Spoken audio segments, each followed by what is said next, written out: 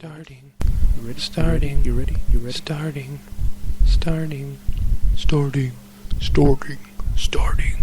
Starting. Starting. I always have to reset this now.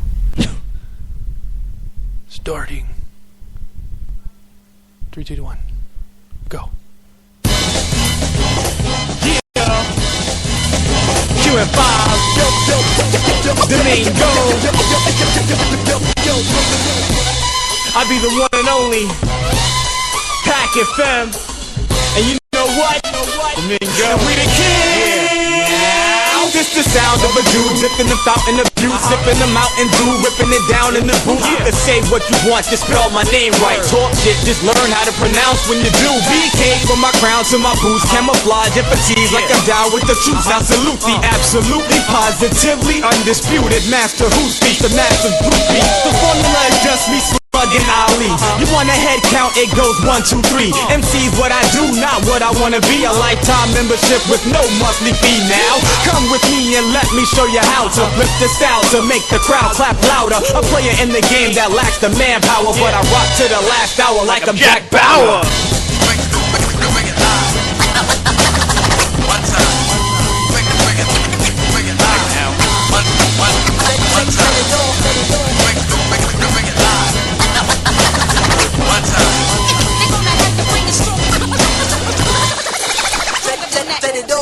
Hot damn ho, here we go again. Never know what the kid got hit below the grin. In a scene where everybody seems so pretend. I did it for the beans and a handful of skin. And next came the paper and the pheasants. Trying to navigate my way through the wreckage. Ran around the world and made a couple of messes. And nowadays all of a sudden she makes you breakfast. Be what I gotta be, no apology. Never gonna win the pop culture lottery. Turned down the job your boss offered me. Choke possibly, broke probably. But I'ma write for the fight on my downtime. And I'ma fight for my right to a loud mic. I'm a clown, run around and get the crowd right. Sing up to the heavens just to show them what it sound like. Bring it live. One time. Bring it live. One. Bring it live. One time.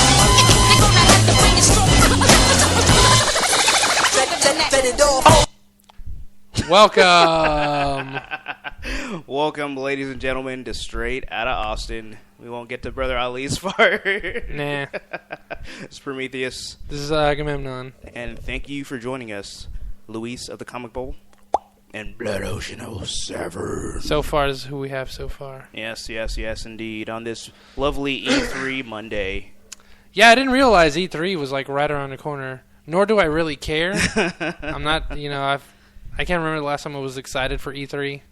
Yeah, but, E3 was one of those things where, like, growing up, like, that was the coolest thing ever. I actually can remember the last time I was excited for E3. I believe it was 2007 when the entire, like, Final Fantasy 13 Versus 13 and Agito 13 were all announced. And Agito 13 got changed to, like, Final Fantasy, like, 0 something. 13 came out, and Versus 13 has been on hiatus ever since. I think that was the last time. And everyone I followed after that was just like disappointment after disappointment after disappointment. And then I just got sick of the whole console war thing. Like, I'm a PS3 fanatic. I'm always going to be, at least, for the foreseeable future. So anything Sony does as far as PlayStation goes, I'm going to be a huge fan of. I've never cared for a 360. Ever since yours was always crapping out. Like, ever since then, like, I've had no faith in Microsoft. And obviously, with my OS, I have even less faith. Help. Oh, man. Yeah, I don't know. Like, to me, E3 was always cool, like, reading about it in magazines when I used to read magazines. And it's just like, I don't know. When I actually sat down to watch it, I think it was either last year or the year before, and it just was really boring. It's just like, I just felt like they had the wrong people talking about the stuff. Mm-hmm. Oh, always. Yeah, always. Just like it just literally just feels like you're watching like a keynote presentation. Was it last year they had Usher? Yeah, playing. Yeah, for like the Connect or something. She was all up on me. Said she wanted some I call you freebies. Yeah. I decided to leave. It's like I'd much rather see like they should just throw like they should unaxe Kevin Butler and just let him do it. I know. Do you remember his speech that he gave? I think it was at E3 2011. Yeah, I think so. It was awesome. He had the whole crowd pumped. That was like the only time I've ever seen like I'm pretty sure that was like the Sony keynote speech. It was like incredible. It was fun. And I think what's his name? Joel McHale did it one year. Boring. They had freaking Jamie Kennedy. God. I don't even know how long ago that was. It was probably like 6-7 years ago. Yeah. He was awful. Horrendous. Everything he does is awful. It was just like flat jokes after flat jokes, and I was just like, this isn't funny. And like, he's not a nerd, so he like all he was doing was just poking fun at nerds. And he was like drunk too, I think. If memory serves. They give him half a point for that. I don't know. Blood Ocean 07. But it wasn't even like beautiful, like crazy train drunk. Yeah. It was just like, this is just it's like he has to get drunk just to get through it. Like, that's just how disinterested he is. Yeah. But Blood Ocean 07 says he's excited for Nintendo tomorrow. Luis says, to me, what's important is the games are shown rather than the spectacle behind it. I get that. And I guess to me, it's like usually I'd read about the news like after the fact. Like, all right, this is what happened at E3. Here's the latest news. But actually watching those, like, because I think we watched it last year together. Yeah. I mean, Agamemnon, and it was just so dry. I'm just like, oh man, I think I'd rather take a nap than watch this stuff. So I don't know. I mean, it's always exciting to hear what new games are out. I was kind of scrolling through IGN, which we'll get to later, and they were talking about what's it called? It's the new Tom Clancy game, and that game looks amazing. And you know, the fact that they have more footage from that is something that I'm excited about. You know, obviously they announced 2 new Tomb Raiders. Well, I don't know if both are new. I think one is just the rehash of the previous one, and then like Tomb Raider Rises or whatever, Dark Tomb Raider Rising. Yeah. Sorry, Rises or something like that. I don't know. That's kind of cool. So, yeah. So I mean, there's excitement to be had, but I feel like the actual presentation of it leaves a lot to be desired. Okay, Louis says both are new. One is a sequel to an old game, so maybe like Tomb Raider 2 or something. Mm-hmm. He says he watches it to see the game footage, though. Yeah, you can see it online after. I don't know. I guess I don't want to sit through some guy just babbling on like, and these are the new features of the snowdrop, blah blah blah, and now you can see real life effects like a guy closing a door as he walks past. It's like, okay, that's cool, but I don't really want to sit there for like 3 hours watching this crap. You know, just give me like, I want to distill down to the important parts, and then kind of move on. Yeah. So I don't know. A lot of people seem really excited. Yeah, for various games. A lot of people said EA's whole presentation was kind of crap.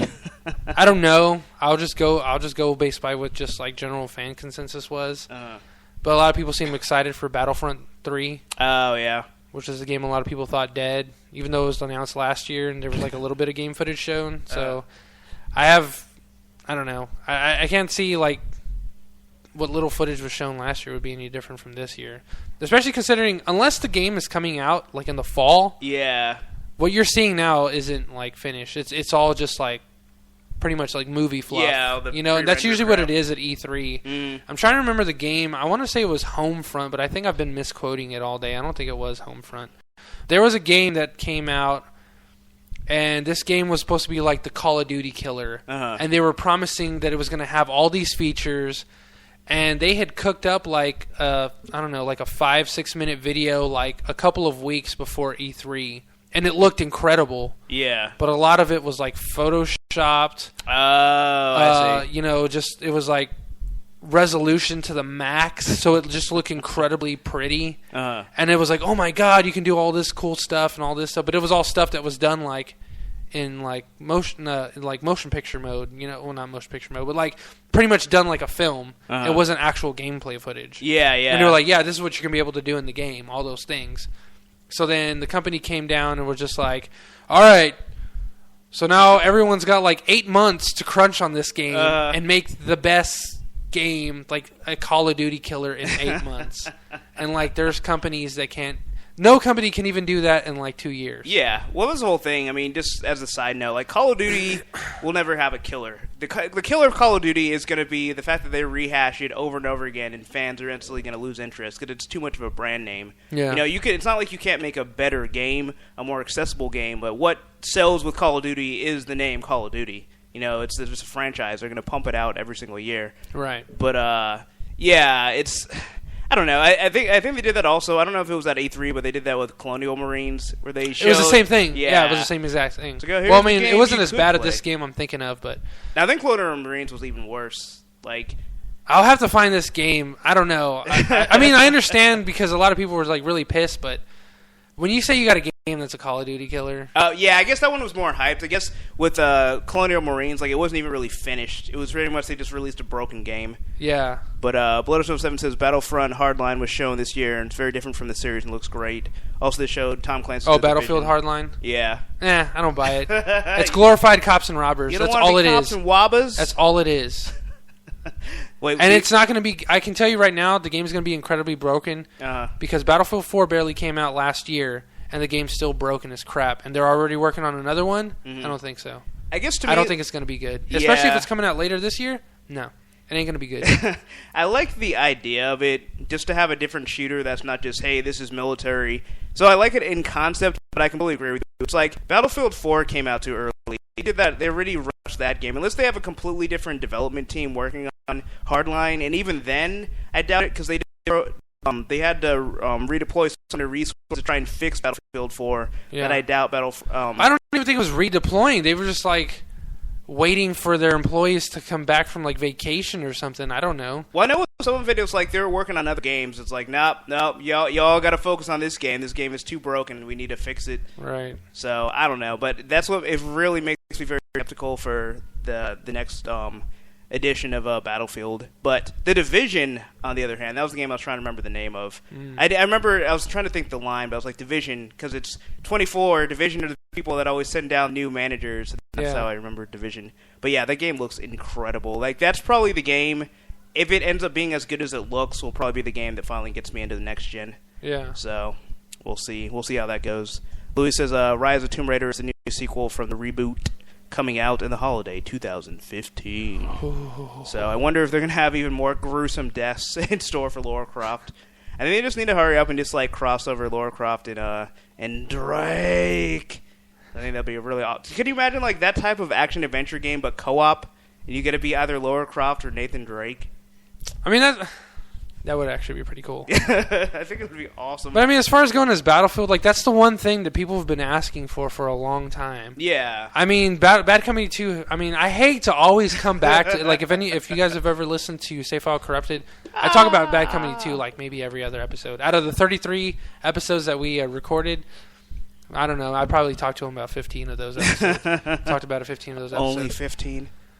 But I mean, it had Onslaught mode, which was 4-player co-op. And you were just doing like a singular, like, you know, you were just going, it was pretty much like playing multiplayer, but it was like 4 people or up to 4 people versus like platoons. Yeah. You know, and you had to fight your way up the map, just like you were doing like the campaign.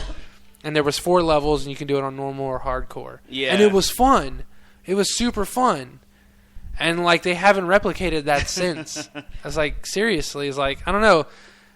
Onslaught, I mean, I still don't think it was worth the money. I think it was like $5. It should have just been free. But I mean, for what it was worth, it was a lot of fun. Yeah. But they never followed it through. And they kind of did in Battlefield 3, but that co-op mode was so crap. Oh, God. The co-op mode in Battlefield 3 was awful. Okay, we rip on Modern Warfare and Call of Duty a lot. But their co-op mode was like legions better than Battlefield 3. Battlefield 3 was like not even fun at all. Yeah, it was pretty bad. But I never played Onslaught mode for Bad Company 2, but I always like the concept because for me, like co-op games, they need more of them. I don't understand why. I mean, when we got to like in video game generations, when we got to the Nintendo 64, like that was all co-op. That's all play with your friends. And it seems like after that, I mean, with the exception, I guess, with certain Wii U games, they kind of fell by the wayside. It seems like they're like, no. I mean, I understand like the immersive single player experience. I think that's cool, but I don't know. It just seems like there's so much more room for more like games where you can actually play with friends while they're in the same room. Like, not everything has to be like online deathmatch. Yeah. So, I don't know. Those are always the games I'm looking for. Right now, the best we got is Army of Two. Come on, developers. The best we've got is Army of Two. And that hurts my heart. Especially if you guys have seen our Army of Two 40th day playthrough. That first one was really good, and all the rest was just like, yeah, guys, this game is crap. Let's just not play it anymore. We found magic the first time. Somehow we managed to make, because we even hated playing it while we were making that first commentary. Yeah. But I think like our hate somehow manifested in an entertaining playthrough. Yeah, and we tried really to play it again, and it's just like, no, this is just crap this time. Like we can't. I think if we had just stayed and played it through and just like kept on that whole like I hate this game mechanic instead of like starting fresh and just like I can't continue. Yeah, it's just like you pick up the things like, but there's other better games. We don't have to press the start button yet. We don't have to hit play on that game just yet, guys. I think too much time had elapsed, and I think it was just kind of like the lightning in a bottle. Because it's like, it shouldn't have been good. Because even when we stopped playing the first time, we were just like, no, this is garbage. We can't play this anymore. And then rewatching it, we're like, no, this is actually entertaining. Yeah. So it like happened by accident. Yeah, lightning in a bottle. Yeah. Luis says he was told another Little Big Planet's coming out for the PS4. That's cool. I have the first one. I got it free during the whole PlayStation outage fiasco. A couple years ago. I never got my free game. I played, you never did. Even though I kept urging you to, dude, get it. I never wanted any of those games. I felt like it was a slap in the face. Like, I should get to pick my games. I wanted Uncharted, Drake's Fortune. Anything else is uncivilized, sir. Well, anyways, yeah, Blood Ocean. Little Big Planet 3, totally ignoring what you're saying. But, I don't know, I played the first one, and the game is a lot of fun. But I just couldn't get wrapped up in it, I couldn't just let myself go and just be like, oh, this game is so fun, Yeah. I mean, it was fun, but I just couldn't get into it. And it was the same thing with Infamous. I think I started the first 5 minutes and I was like, I think I'm gonna go finish Uncharted 2 instead. Yeah, I don't know. I guess. I don't know. I really can't even say anything about the game because I've not seen gameplay. All I know, it has a little, sock puppet man or something. That's that's all it is. But, it seems like a fun game, for people that aren't me. I don't know. I need more death and destruction in my games. It seems like one of those games where a Sackboy, yeah. Because, a bad game that was just really fun, Mercenaries 2. Oh, yeah. I never played the game, but I remember the theme song. Yeah. Oh, no. Oh, no. Oh, no. Yo, yo, yo, yo, yo. Oh, no, you didn't. Sucker tried to play me. Trying to not pay me, never. Oh, no, you didn't. We'll have to close with that today. Yeah, definitely. It was such a fun game. There was so much to do, but the game was, horribly broken. You'd fall through the level. Weapons that you had, the next time you load up your save point, you don't have those weapons anymore. There was just a lot of little bugs and glitches like that. You'd fall through certain things, or you'd have I don't know, X amount of rounds of RPG ammunition, and then all of a sudden you couldn't shoot. Yeah. It's just oh, dude, I'm in the middle of battle. I'm going to die. And then I die, and then I got to start the mission all over again from 10 miles back up the road. Then you got to get back into the Jeep, drive all the way back down, and just pray that that same thing doesn't happen again. Yeah. But other than that, the game was totally fun. So here's my question. Which game is more broken? Mercenaries 2 or the infamous Kane and Lynch? Okay. I'm gonna say Mercenaries 2. Oh, because I don't think Kane and Lynch was horribly broken. It just had really terrible mechanics. It had bad shooting. It had bad scoping. Had bad aiming. Just bad running. It was just everything that was there was just very generic. It was GTA 3 style. It's just this is just very basic. And it should have been more evolved than that. Gotcha. That was my whole thing. I was like, dude, why is on every gun there's just a dot for a scope? Just a little dot for everything. Just a tiny little pixel. Hey, they're crazy. They don't need real scopes. I guess, but it's you're better off just doing pro mode, not even having a scope, because that's how difficult it was. You gotta go, what's his name now? The guy that was at the Alamo that had the two rifles. David Crockett style. David Crockett. Just have the two sniper that rifles. Guy at the Alamo. Shooting at the hip. Yeah. All I could think was Dave. I was like, David Carradine? I don't think that. I think he went out quite differently. Slightly less heroic. Yeah. slightly, but I guess that depends on what your kinks are. But I don't know. It kind of reminded me of like Spec Ops: The Line, even though like supposedly some of the mechanics were intentionally bad. You know, like the cover system, which I don't even know if the cover system was bad. I almost feel like it got worse. The cover system was okay, but there was parts where like you were just out in the open and everyone's shooting you. We're like, is this how it was supposed to happen? To where I just get shot? And then when I revive on the next time, I gotta just know to run for cover. Well, I mean, like trying to like get unstuck from cover, like towards the very end, where you're getting like grenades lobbed. Oh at you. yeah. You know, when like, you were with your old like war buddies or whatever the hell they were. Like the last few levels, just to go and save a girl that was ungrateful for saving you. And I think you had two different options, wasn't it? Where, like you could save her. Was that the one where like they're being hung and you can save them or not? Or I don't remember. I think there was the option to where like you could save her. Or you could do something else. Yeah. Like, you could save the girl. Oh, I think it's like you can save the girl, you could save, like, the CIA guy. Oh, okay, And I think they end up getting killed anyway. It's something like that. Yeah. I don't know. They need another Well, no, they Spec saved the Ops daughter, but she was just like, I hate you. I hate you so much. She's like, I'm a nihilist. I don't care anyway. Yeah, she really didn't care. She's just a little bitch. Ungrateful bitch. That's like, I get it. Your dad's an asshole. Yeah. Big deal. Like, you got kidnapped. And he's like literally going all the way to, I think it was like Bolivia or Argentina, some typical stereotype South American country, because that's where they all go. That's where all the terrorists are from. Hey, not all Bolivians are terrorists. Yeah, but I am. It's just ridiculous. And then just for her to be like, yeah, I hate you. You should just let me die. You should have pulled a Vegeta. It's like, I guess I should say thanks and just boot him in the face. Oh my god, I don't know. I don't know.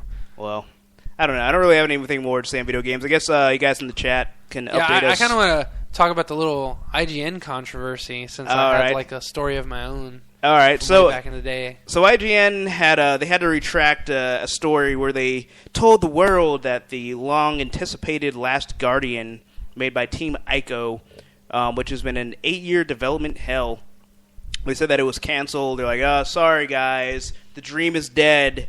Last Guardian ain't coming out." And then I don't know how long. It couldn't have been more than 24 hours. And like it was less. It was like 10. They were like, maybe. They had to come back and be like, an apology. So we might have jumped the gun on apologetic that one. Clickbait. That's what I call it. Yeah, they were like, yeah, our bad. It totally wasn't canceled. Some Russians fed us some baloney, and yeah. So it was just kind of funny. I can't find the exact article that I was reading at first, but it's just like, being the editor-in-chief of IGN, I take full responsibility for jumping the gun. We thought we had good information, blah, blah, blah, blah, blah, blah, blah. But this is the whole thing. On what planet? And they were the only ones that reported on it. The planet is Sochi, sir. It's just so ridiculous. And that's the part of the reason, like, how when news gets quote-unquote leaked, that's why you don't want to report on it. Yeah, you know, you got to make sure that everything's just, like, lie free and just like, okay, this is coming from a reputable source. Yeah, but like if you look at what was it, Latino Review? I think every time they report on like some kind of like news, they got a pretty good track record, especially when it comes to Marvel movies. I actually disagree. They started off good and they just kind of kept posting. There's been a couple where it's just been like, okay, not believing that. But they had a really damn good track record going for a few years. I want to say that they posted like one or two like really like outrageous ones that ended up being true, and I feel like they rode that the rest of the time because I think they were the same ones that were like, oh yeah, Bryan Cranston, he's totally going to play Lex Luthor, and that didn't happen. I think they were the same ones that said Christian Bale. The Bryan Cranston one was from like a, well, maybe they did, but that came from like a Onion type site.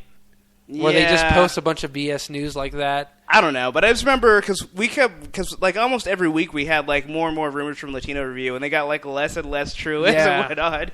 I remember that week. But yeah. Other than that, but anyway, your point. I just had to throw that out there. Latino Review, you sir on review. Yeah. So, anyways, thanks for refuting my point. But I don't even know where to go from here. No. Okay, so IGN, I've had experience with them for a really long time. They've been known to do this, but never own up. This is like the first time I've seen where they just kind of own up. Yeah. Like literally where they have to. My problem with this is like it's just an apology. It's not even a retraction. Mm-hmm. You know, it's just like, yeah, we're going to leave the other review up so that it still gets clickbait, so that we still get paid for that, for those views.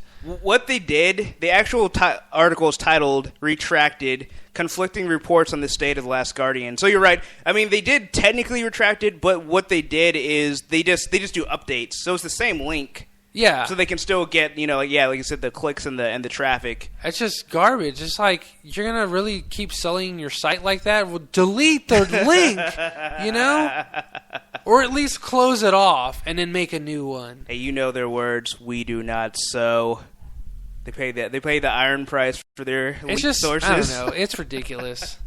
And just to, tout my review skills, it was back in 2012, around July, and I had, it was actually based off an IGN article where I thought was BS, and they were talking about how Final Fantasy Versus 13 was canceled. Uh-huh. And I was trying to find news everywhere else, and they were all just reporting from IGN's report. Yeah. That it was canceled. And then I remember watching the video, and they're just like, all signs point to this being canceled. Oh, and then the video, I think it was Damon Hatfield, the guy with the weird lisp. And he was like, yeah, guys, it looks like it's canceled. It was just like, he sounds like his tooth is broken. Not like a gay lisp, but just sounds like his tooth. Hey, what's going on, guys? Maybe someone punched him in the mouth for making up bad news. I don't know, maybe. I don't even know if that's the right guy's name. But anyways, I just remember he was like, yeah, it looks like Final Fantasy Versus 13 has been canceled because there's a Sony press conference. They're gonna announce the Lightning Returns game and the Final Fantasy 14, and an unreleased Final Fantasy 15 game that's in the works, but they're not gonna talk about it. They don't want to explain what it is just yet, which that ties into this whole thing as well. So I wrote the whole article about how it's BS that they're reporting on something that nothing's been confirmed on Sony's part at all. Nothing at all on Sony's part that this game Versus 13 had ever been canceled. Yeah. They have no basis to go off of this, not even a source. They're just like, oh, well, because it's not on the itinerary, obviously it looks like it's been canceled because they're not talking about it. Even though as recently, I think this was all happening in July, and I think that conference was going to be like August 2nd or whatever. So it was like the week before. And in June of that same, I think May or June of that same year, the game's director came out and said, like, the game's fine. We just secured more money for the game. Not 2 months prior. This was me just spending a day doing research. Yeah. 2 or 3 months prior, they had just secured more funds and a bigger staff to keep working on Versus 13. Why the hell would they cancel the game 3 months later? Yeah. That doesn't make any sense. And IGN's over here like, yeah, it looks like the game's canceled because it's been in development hell for like 4 or 5 years now. So sorry, guys. So it just sucks. So when the facts were found out by our super sleuth, how did they react when confronted? Oh, when confronted, it's funny you say that.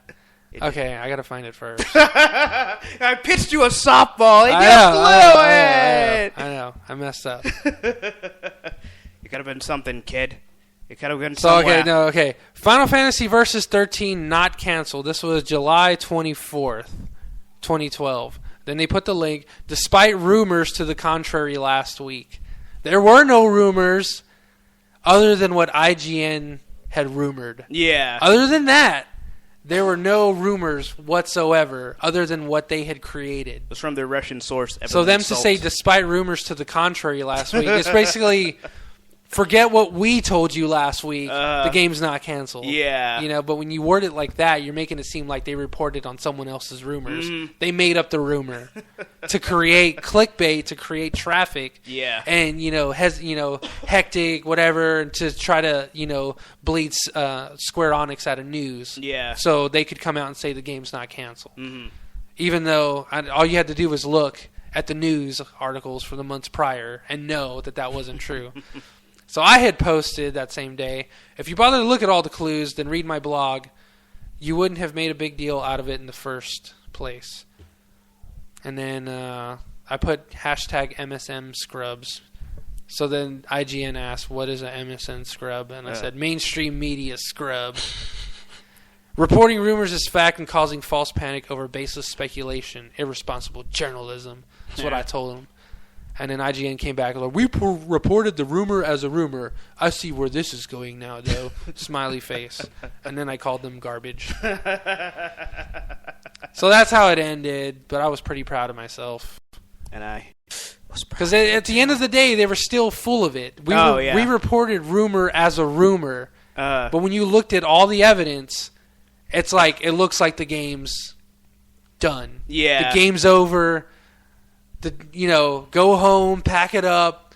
Don't get excited for this game anymore. The hype train has crashed, has derailed. No, that never happened. Yeah. False. Untrue. You should have sent them like a quote from the article, just to put the, I should the have. final screw in. I was just so heated. Let's get a TARDIS. Yeah, hop in the TARDIS. I don't know. Those were good times back then. Those were the best of times. They were the best of times. They were the best of times. Yeah. Oh, man. But I was really proud of myself that time. I was just like, yeah, I'm being a journalist. I get paid for it. I just stuck it to the man. I'm being awesome, guys. Sounds about right, guys. But, yeah, so that's IGN for you. Nothing you guys didn't know. Well, maybe the details of it, but them being... I don't even want to call them crappy journalists because that would imply that they're journalists. So they're just crappy... Whatever it is, sensationalized media, I guess. But whatever. But anyway, so moving on from video games to the realm of television. So I've embarked on this journey based upon a statement that at the time, which was 2002 through I believe 2008, The Wire was known to be the best show on television. Well, folks, after watching all 5 seasons, I can declare that it is not the best show on television. However, it is damn good television. I would highly recommend it. Okay, so what isn't it better than?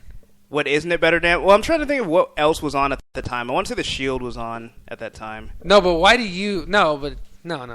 Why do you think it is not the best show? Because there are better shows. That's okay, why. But what shows are better? That's what I'm asking. Well, okay. Well, I'm trying to think of what was on at that time. I mean, do you mean now? Because I can give you... one show. Well, obviously right you wouldn't head. Make that statement without comparing it to other shows that you've seen. Yeah, but I'm trying to say, in the time frame of when that statement was made, because it's no longer on television, so technically it can't be called the best show on television. Okay, Breaking Bad, better. There, okay, to satisfy you. All right. I would have said Game of Thrones, but I don't know. This season's been kind of. It hasn't been as solid. I would say this about The Wire, It's if you like the first season, you'll like the last season. It's one of the most consistent shows that I've seen, and it actually has an ending. It doesn't have an ending that will make you necessarily satisfied, but the way that all the seasons end, and a lot of the episodes too, I don't know. It just has this really cool storybook. Not really storybook, but kind of bookend to it. But no, it's done really well. It's a very smartly written show. Season 4 is one of the most interesting ones. I won't spoil anything if you guys ever, see it. It's a cop drama. It's mainly about, Well, actually, I think that's the thing that makes it interesting, especially Season 4. It's a cop drama that's about, narcotic cops trying to stop, drug dealers. But in the 4th season, it becomes so much more than that because it kind of deals with the kids that live in this situation. And you see, this kid who's, I think, 8 years old, pretty much, being a gangster. Yeah. And not played for laughs, legit, this is his life, and these are the choices and stuff that they have to make, and that whole season focuses almost exclusively on these kids, and it's just really powerful. It's really good and really powerful television. So I would definitely recommend it. It's not the typical superhero flair and stuff like that, but it's a solid, very solid television show. And I don't know, it's not afraid to pull punches. It's kind of in contrast to say The Walking Dead, where Carol shoots Lily, spoiler alerts, by the way, or Lizzie, I mean, and she's like, look at the flowers, and I don't know, people found that to be very powerful, and, I don't know. Maybe if it wasn't hyped for me before, I saw it. Everyone deserves to think that. Yeah, I understand. If it was powerful to you, then okay. Yeah, you can't. No one can argue that against you. Yeah, but to me, like, I don't know. To me, it felt really forced, and it didn't really have the emotional impact for me that I think it did for a lot of people. But I feel like with The Wire, they do stuff that are similar, and it really resonates. And I guess maybe it's just because, I mean, not even talking shit about The Walking Dead, which I do all the time, but in this case, I'm actually giving a legit critique. I mean, it doesn't come across to me as that realistic of a show, whereas The Wire, you can actually see people like this, like, you know, not necessarily in your town, because I would hope you wouldn't live. I think it's in Baltimore. Yeah. But, yeah, I would hope people would live in the crime cesspool that's portrayed as Baltimore. But, no, it's like bad. It's pretty awful. It's just like, literally, like, people are standing on the side of the road just getting gunned down. And, like, no one around to do anything about it. But I know, I mean, it just, like, paints us, like, this really dark and, like, harsh reality that I feel like The Walking Dead tries to paint, but I feel like sometimes things get lost in translation. So anyway, watch The Wire if you have a chance. It is excellent television. Not the best show on television, but damn good television. But PFFT. Sir, when you've seen all 5 seasons, then I will take your opinion. I also probably wouldn't say it's the best show. Definitely, I would say it's probably like top 5. Yeah, I can concede that point. It is really excellent. It's just hard to take you sometimes without you sounding like totally facetious. Me sound facetious? Oh yeah, go figure. I have no so idea infrequently what you're talking about. I would never say anything like that. Mm-hmm. But anyway, speaking of shows that are the best show on television, Game of Thrones. Game of Thrones. So, as you should have expected from the last episode, we are going to spoil Game of Thrones. So if you have not seen it, you might want to put some earplugs in your ears, preferably made out of valerian, because that will block out the noise the best. So, the first thing I have to say about this episode... Actually, you know what? Before I give my opinion, I want to hear your opinion, Agamemnon. Well, Mignon, I can't even talk now. Agamemnon. Jägerbomb. Well, I mean, what do you want to know first? I just want to know how you felt, because you said best episode ever of Game of Thrones. Oh yeah, of course it's the best episode ever. It's all about Jon Snow. You don't have to see anything that's happened in King's Landing. You don't have to see anything that's happened on across the sea or Bravos. You don't have to worry about the Hound and Arya. All those garbage storylines. You mean all the better storylines? They were all told in the previous episode to, like, you know, they were okay. So basically you just have your Jon Snow man crush is what you're saying. Yeah, of course. But he knows it was all about Jon. You know, it's just, I find it funny, the contrast to, like, I find Jon Snow's storyline the most riveting. Yeah. Because it's slow. Yeah. But it always leads to something, like, huge. And to me, it's all about the big payoff. That's what Igor said. Like Bodyguards and Assassins is very much like that. The 13 Assassins, another movie where it's just like a very slow build-up, but then when it gets to the climax lasts for like 45 minutes. Yeah. And it's incredible. And to me, like, that's how, like, all these little things, and like I was reading the Mary Sue to where like they felt like all the scenes with Jon and Ygritte throughout this season have been really slow and boring and just there to remind you that, hey, there's this, like, torn love-hate relationship between them. Remember that for this last episode, because for those that know the book, spoiler, she dies. Yeah. So that's what it's all building up to. Yeah. But in the book, from what I was reading...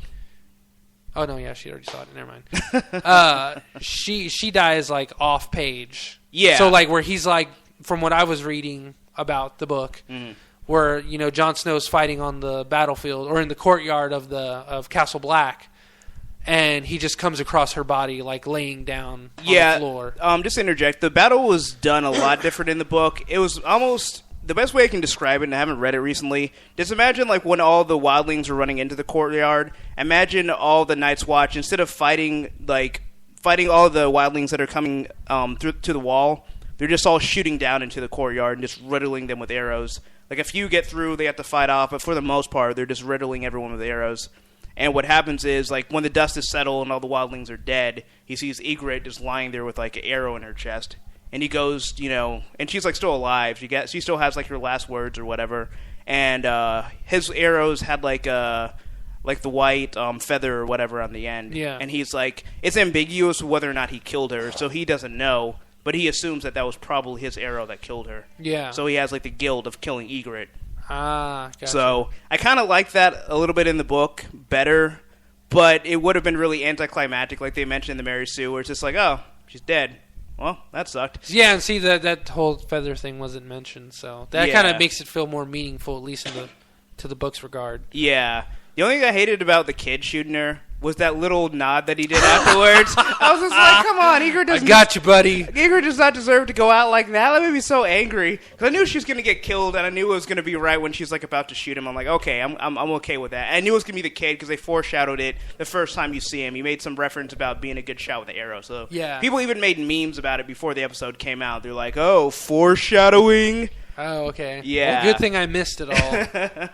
But I just hated that. It was a complete shock because he goes from like just quivering and cowering in the corner to like he was scared shitless. Yeah, to like I'm fucking Robin Hood with this bow and arrow, just like I got this. Just call me Wally West. It's Flash. That's the Flash. Yeah. I was watching Young Justice. What is his name now? Speedy. That's why I'm thinking Flash, because his name sounds like he should be Flash. Yeah, I still don't understand that name. It just doesn't make any sense. I don't know. But yeah, I don't know. It just came off a little cheesy to me. But the overall scene was so great.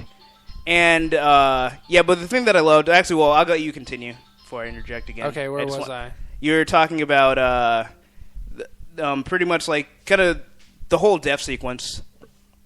And the way the Mary Sue was like... Okay, yeah. So, yeah, they had explained all that. And the way she goes in the book. And I mean, I really like the way they did it in the show. Yeah. And then from your perspective now, you kind of ruined... You didn't ruin. You kind of just threw me off. That's what I do. But I don't know, man. I thought it was one of the better death scenes throughout this. Or at least one of the more tasteful ones, where it just felt like... And not to say, like, the Oberyn Mountain battle was tasteless. It served its purpose like for what jam. it was. That's like saying, like, any death scene in Gladiator's tasteless. It was like, well, I mean, that's what happened. That's what happened in those in the arena. Mm-hmm. But this one was more like that kind of, if you took it to like The Notebook or Tristan and Isolde, or that love story death, to where it's just like you really feel it towards the end. And then that kid, like, I couldn't get over that. It happens so quick, where he just gives that like it's not even like a nod. It's just a very steady, like, hey, I think it would have liked got it better you, buddy. If he would have just like, if he would have still been scared and he would have just been like, yeah, like the way Sam is when he kills someone. Like, well, he's not still only that, but it's like he just took someone's life, assumingly for the very first time. Yeah, and he just looks at Jon Snow and just does that. I got you. Not that whole like. Yeah. I killed her. Just like, no, you don't see this little conflict within this kid. I mean, the kid's like 12. Well, he was. Old. I guess he was just like, you want to eat my mommy and my daddy? Yeah. You got an arrow through your chest, bitch. Well, see, when that thing that was the thing, yeah. Well, yeah, when he got it, man, I was pretty excited. I was like, no eating of the mamas and the papas tonight. Dude, I love when he rushes Sam and Sam just shoots him right in the head. It's just like, don't rush a guy with a crossbow. Not even. Was that same guy, or was that the guy that? I think that was when John fought. It's hard to tell because they looked exactly the same. I'm thinking the one that was running after Sam was probably the one who was a warg. Yeah, he might have been. That's the only thing I could think of. I'm honestly not sure. I honestly couldn't. At first, I thought he was the main one, and I'm like, there's another main one. Yeah, I don't know. Yeah, because they have those weird like burn tattoos, burn mark tattoos on their foreheads and everything. Yeah, but I don't know, man. It was just, to me, I loved like the battle sequence of the whole episode, and just how everything's playing out. And I forget the main the guy that takes over for Mormont. Oh, he's a prick. The guy with the beady eyes. I can't remember his name, but yeah, I know what you're talking about. I should have listened to you, Jon Snow. Alistair something like that. I was going to say Alistair Crawley. I mean, I like him. I liked him a lot. I thought he was an asshole from the very get-go. But I mean, I really liked him because I thought he, the way he acted served the purpose. And then when he, like, relents to leave John there, Yeah. protecting the wall while he goes down to fight. I thought, I was like, this is awesome. We're going to see everybody fighting. People who I didn't think were going to fight are going to fight. Yeah, because he seems like he's just a dick, and he actually can fight. Like, he got sliced in the belly, but at least... Well, he got sliced by, I always forget his name. Thorsbane or something? Yeah, something... We'll just call him Horsebane. Horsebane. I don't remember what his name was. I want to call him Wolfsbane. I was like, that was a character in X Factor. We'll call and that him was Wolfsbane. a female. Man, that's a female.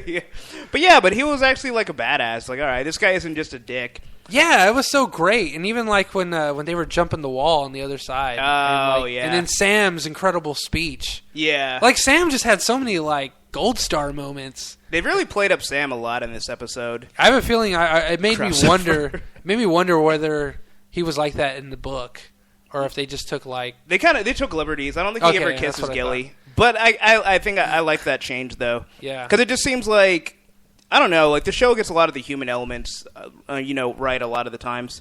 Just one of the things I wanted to point out, like.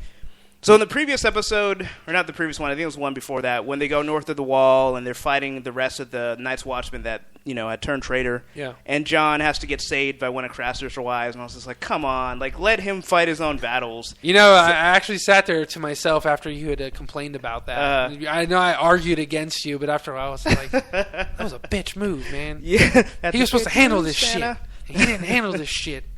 But I loved how that was absent from this episode, where it's like he even got the sword knocked out of his hand, but he still managed to come out on top. Like that was the moment with Jon Snow that I've been waiting for. Yeah. And just the way, oh man, the choreography with that whole fight was so awesome.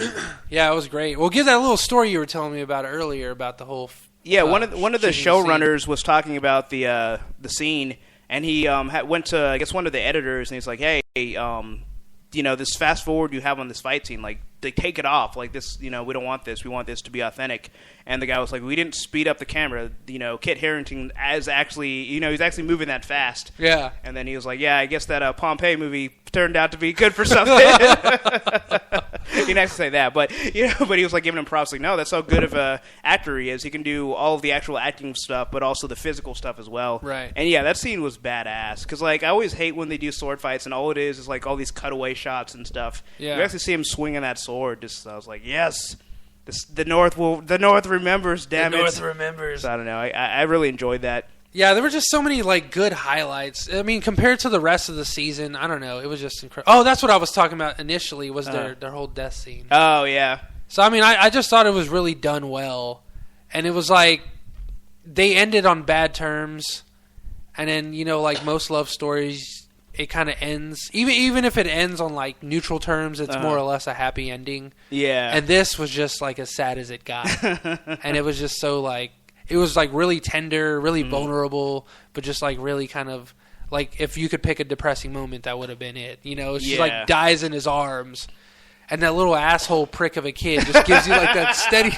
I can't get over it. He's just like, I wish you could see like video of me just the way he does it. Just like like his head was moving because like, it almost a smooth 60 frames a second with no skip. Yeah. Just like I got this. It just almost ruins the moment because it's like Egret easily could have killed John right there. Yeah, like he had no defense. He was taken by surprise. And they even kind of reconcile at the end, where she's like, we should have stayed in that cave. I told you. Yeah, and that was another sad part because that was another really like wonderful moment in the series where like he loses his virginity. Nothing, Jon Snow. He earns his wings.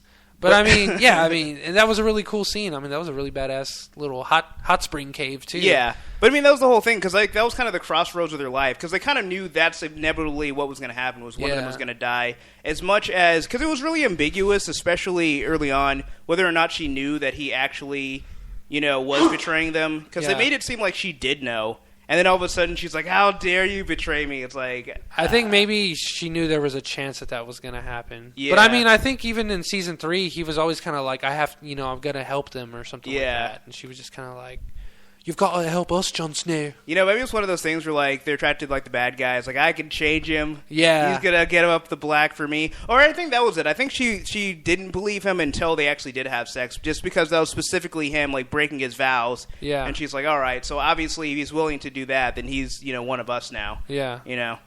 But the love was real. At the very end, like, you knew, where she was just like, we should have stayed in that spring. Yeah. And, like, he we was can crying. go back.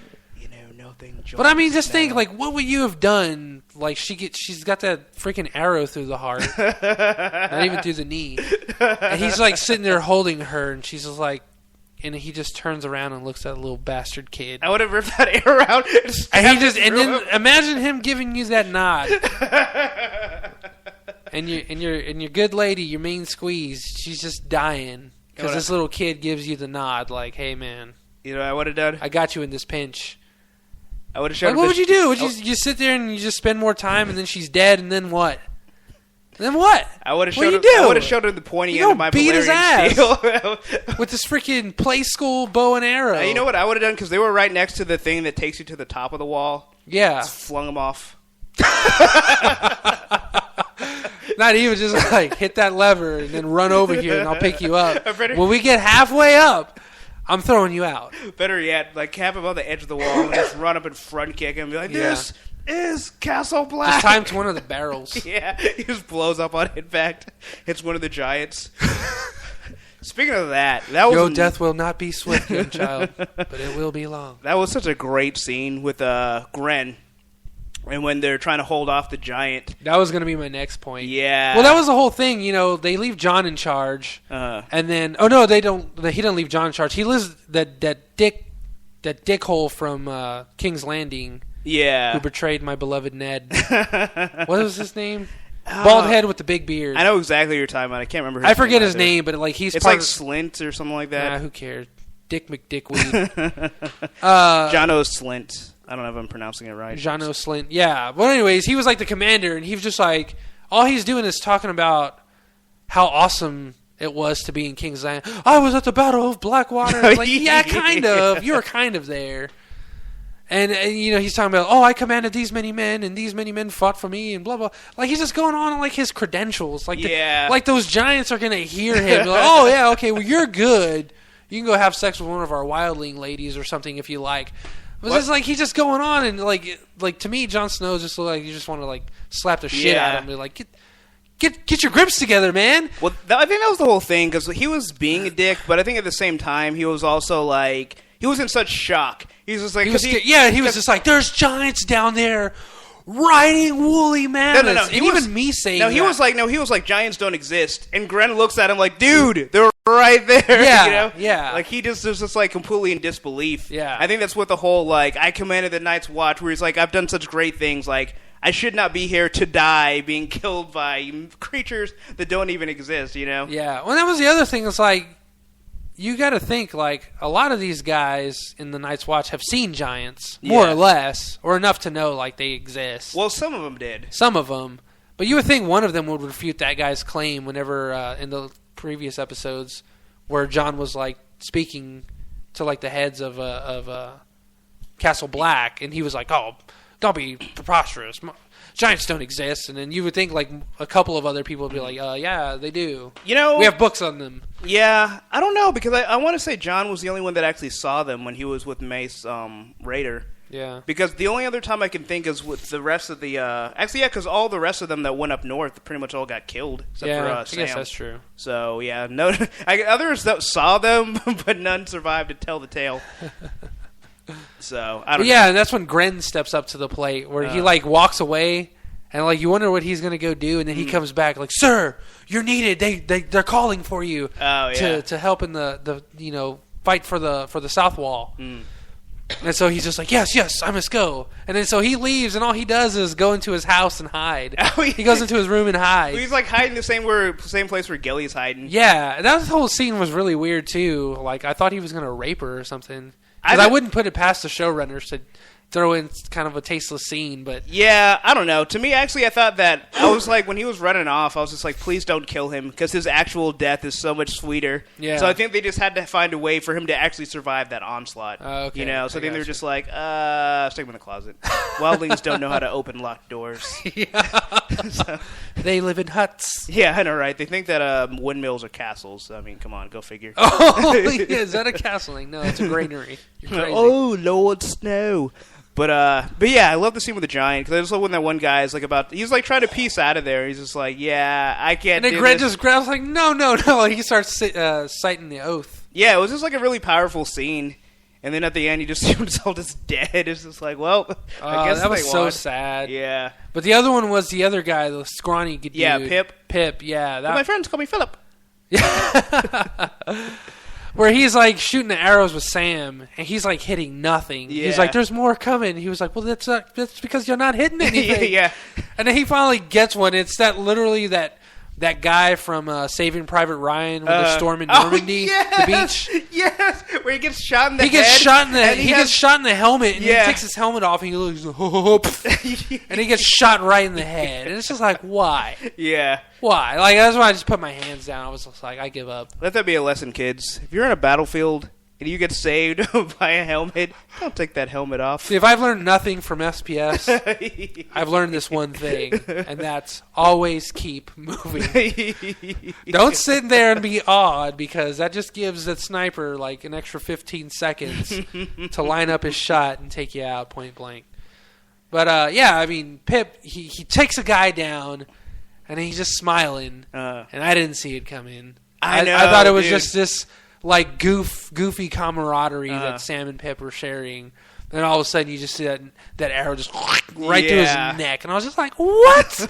No!" And then you see that shock on his face, where he's just like, "Did I just get shot?" And I'm sitting there thinking, like, "Did he just get shot?" Yeah, I'd be shocked too if an arrow just went long ways through my throat. I'm sitting there looking at Hibiki, and I'm sure she's thinking like, "Oh no, he got shot!" Like she's absorbing it. She just like didn't want to see it happen. And then Sam's like grabbing him, and he's grabbing himself, and he's like, "Oh man!" And then Sam looks up, and it's Egret. Yeah, Egret took him out, and I was like, "Oh." She has like those fuck you eyes, like, "Yeah, you're next." But another dead crow. I think what was so great about that scene with Gren, like great in its strategy, is like, you know, after reading the books, like, you know, it's hard to get shocked anymore because you know what's coming. Neither of those characters die in the books. So when they died in the show, it was just like, oh my god, yeah. You mean Gren could have lived? Yep. So yeah, another guy died in the books. It was that like is highly regretful, sir. Gren was an incredible character with a magnificent beard. His beard was magnificent. Oh my god. And now his watch has ended. That is bullshit. I think this is a good time to segue into our first topic.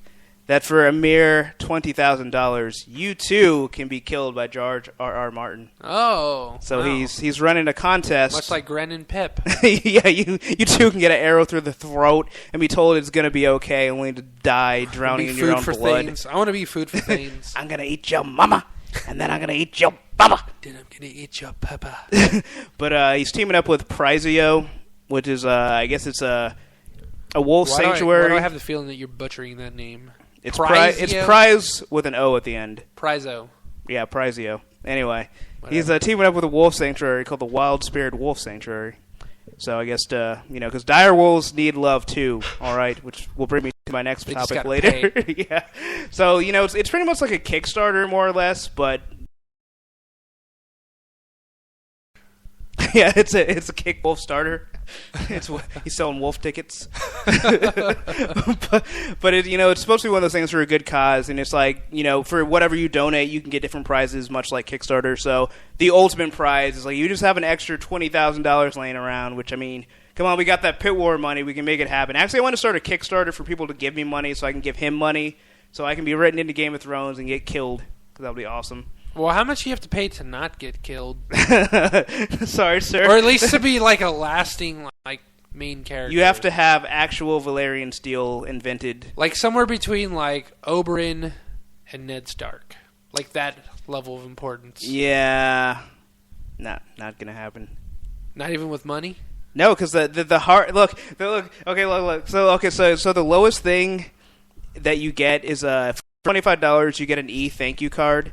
The highest thing is $20,000, and it's okay. So like the way they have it written is like, okay, Ranger, for the Night's Watch, Grand Maester, King's Guardsman, Master of the Coin, Lord of Winterfell, etc., goes up to King, Queen, King Crown, Hand at the Table, and Martyr. That's the highest. Like it's just so morbid and perfectly George R.R. Martin that the highest thing you could actually achieve in his books is to die. So there's two available. So if you guys happen to have $20,000, let's pull it together, because I totally want to have an emotional Game of Thrones death. So that's it? Just $20,000? That's all. That's all you need. Just write a check. Well, how about like off the books? Well, I mean, I'm sure if you tickled his fancy in a literal manner, I'm sure he might let you be a notable character that survives. What about like a character that like, I don't know, has sex with somebody important or something? You know what he probably would do? Like, he would like build your character up a whole lot and still kill you anyway. Yeah. Like, you would maybe survive like that book or that chapter, and you'd be like, yeah, I'm gonna be important. And then the very next chapter, you get like killed off screen. They're like, yeah, you fell off a bridge. Just randomly. Yeah, pretty much. You're gonna blame it on Tyrion, and it's just like, no, that dude was just a klutz. Yeah, who paid like $50,000. Slipped on the proverbial banana peel. Luis says, "Can I give $20,000 in Monopoly money? Does that work?" No, it doesn't. He should write me as the master of coin. Well, an episode. Well, to be the master of coin, you have to donate. Where is it now? Oh, there is actual money for master of coin. Well, I mean, it's just it's your rank. And if you donate $100, you get a campaign T-shirt and a thank you video. And how much do you have to give? 100. Could the thank you video be like really? What's weird? like the last amount? Well, that's what I was saying. That's the 20,000 to be a martyr. But I mean, the least amount. The least amount is $10 to be a ranger. You don't get anything. You just give money for nothing. Huh? Well, no, you give money so that direwolves can propagate and save the Starks because the children of the forest sent them there to protect the Stark children. And you know what? Those wolves have done a pretty piss poor job, if you ask me. Yeah, I mean, in the last episode when he let out a Ghost. Yeah, that was pretty epic. But he killed like one dude on screen. Yeah, I forgot about that. He was just like nomming on his face balls. That's why he was too busy eating him. He was like, oh, but yeah, dude, I got so hyped when he's just like, I need him more than I need you, Sam. And I'm like, it's coming, it's Ghost. Yeah, because he didn't say Ghost, he just said him. Yeah. Gives it, and he had the key, and I was like, key, him. Ghost! Yeah, dude, I got all excited. And I was just like you. I almost forgot that Ghost was there the rest of the battle because he kills that one dude.